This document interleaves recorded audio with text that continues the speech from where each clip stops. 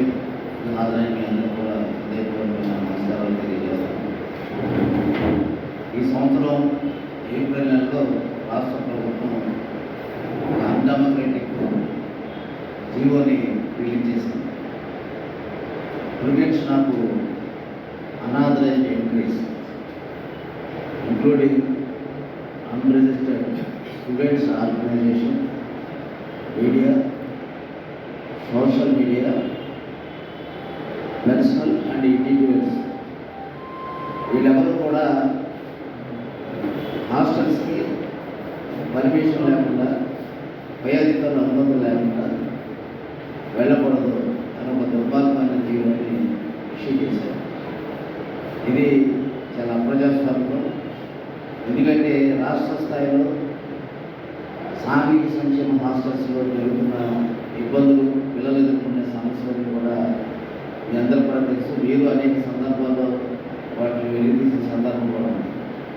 ఆఖరికి మీడియాని కూడా, సోషల్ మీడియా కానీ, ప్రింట్ అండ్ ఎలక్ట్రానిక్ మీడియా కానీ వీళ్ళని ఎవరిని కూడా లోన్కి ఎంటర్ అవ్వకుండా ఒక కట్టుదిట్టమైన, అంటే నేరస్థంగా చూసే జీవో.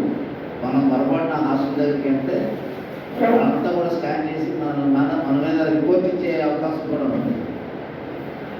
ఈ జీవో చాలా విద్యార్థుల యొక్క భవిష్యత్తు, అంటే ఏదైనా సమస్య వస్తే ఆ హాస్టల్కి వెళ్ళి విషయాలు తెలుసుకుని అధికారుల దృష్టికి తీసుకెళ్ళే అవకాశం ఉండదు.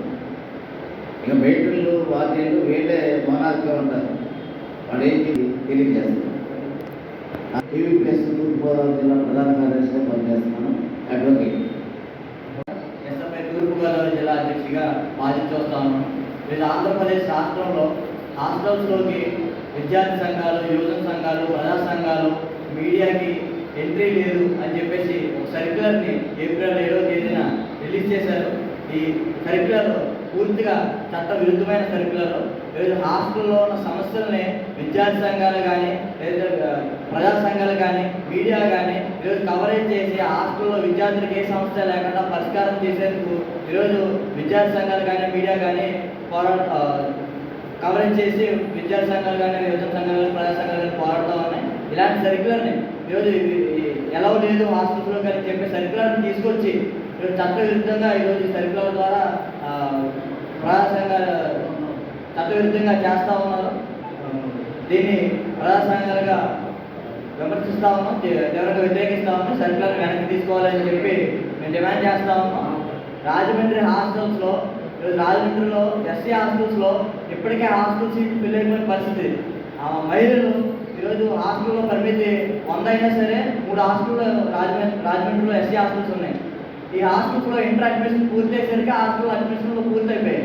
కానీ ఇప్పటికే ఇప్పుడు డిగ్రీ అడ్మిషన్ స్టార్ట్ అయ్యాయి. ఇప్పటికి హాస్టల్ సీట్ మనం వెళ్తా ఉంటే ఆ అమ్మాయి మార్కులు ఎన్ని, హాస్టల్లో సీట్స్ లేవు, హాస్టల్ సీట్ పూర్తి అయిపోయాయి అని చెప్పేసి ఈరోజు హాస్టల్ వార్డెన్లు కానీ, డిస్ట్రిక్ట్ వెల్ఫేర్ ఆఫీసర్లు కానీ చెప్తా ఉన్నారు.